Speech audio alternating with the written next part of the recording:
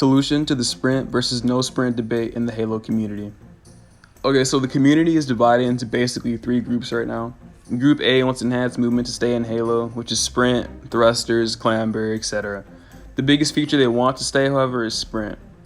Group B wants Halo to go back to its classic roots, no enhanced movement, with gameplay similar to Halo 1, 2, 3, and ODST. Group C doesn't care what gameplay style Halo uses for Halo Infinite, they're just happy to see more Halo. The main argument for Group A is that sprint makes the game feel faster, instead of being slow and sluggish like Halo 3. Sprinting is something a super soldier should be able to do, and most modern games have sprint, therefore Halo should have it. Group B's arguments are that sprint slows the gameplay down, Halo is unique and shouldn't have to copy other games to be successful, and sprint breaks Halo's sandbox. Now, I'm not going to go in depth about either of the group's claims. We've all heard it 1,000 times, and this subreddit is no stranger to debates about sprint versus no sprint in Halo. But what I'm going to do instead is show you guys a compromise I came up with that should appease both sides. But if you want to check out some good videos on sprint and Halo sandbox, I'll have a link in the description or in the comments of this Reddit post. Good, enough science talk.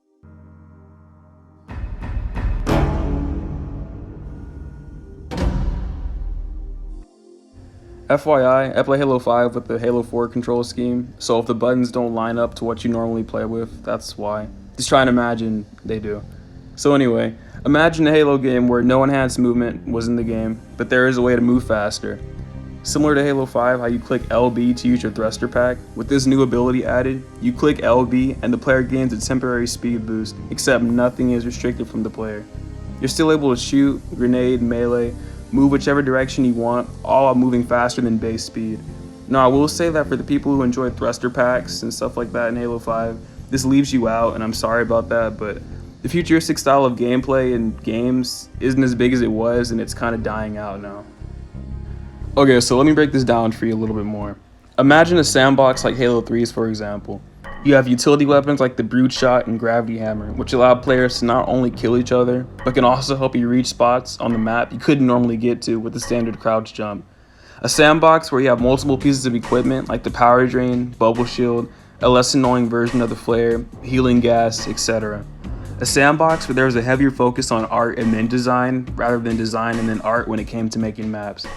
And you may be confused as to what I mean by that, but a YouTuber named Late Night Gaming had a podcast episode with another YouTuber named Favin, and he brought up a great point that I want to share in this video. I believe art is important to map design. Like, I think it should be there at the forefront of the design because art inspires design aspects inspire art. You look at the wheel in Zanzibar, that wheel isn't there if, in terms of what it does for the gameplay of that map, if it's not involved right at the beginning, right? If you're just gray boxing and you don't have that art in there at the very beginning, you don't get to make maps like Zanzibar. Trade that 343 just gray boxes their maps and ships them to art and say, hey, figure out, make this look cool. That is, to me, and I'm not in charge and I don't know how to run a studio, but I would want designers and artists standing side by side and inspiring each other. You know what I mean? Now take this sandbox with everything I've listed above and add the new boost ability to it. You click LB and you get a temporary speed boost while still giving the player freedom to attack and move in any direction they wish.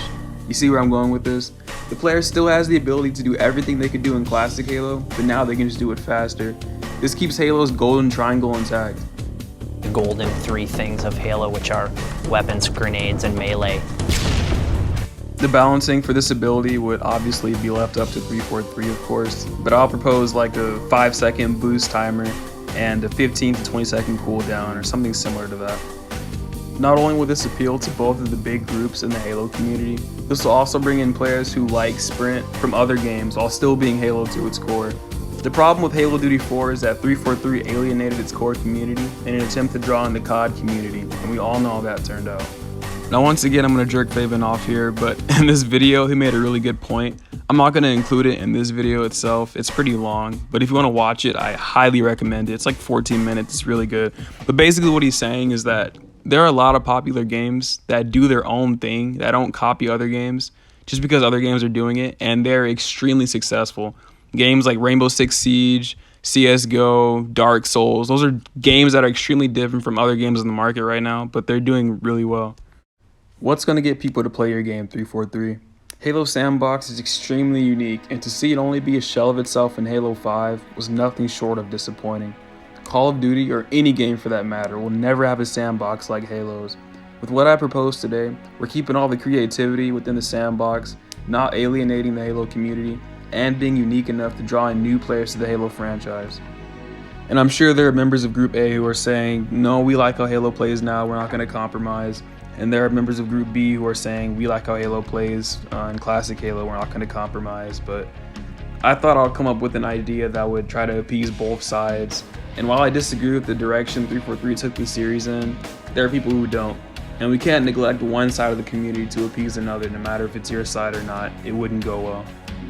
Now, we all know that Infinite is being shown to some capacity on July 23rd, and of course it's too late for 343 to make any changes, vast changes at least, to the gameplay, and I know that. I had this idea a couple weeks ago and I thought I would share it to the Halo subreddit. I tried my best to appease both groups, so if you have anything you'd like to add or any concerns, thoughts, please post a comment below. I read every comment. I love reading the comments on Reddit, YouTube, whatever. So just leave me a comment and I'll read it, I'll respond to you, whatever. Yeah, I really hope 343 compromises, or at least comes up with a system that everyone can enjoy. Hopefully they did this, I don't know, but the chances are pretty slim. But that's about it. Thanks for watching, guys.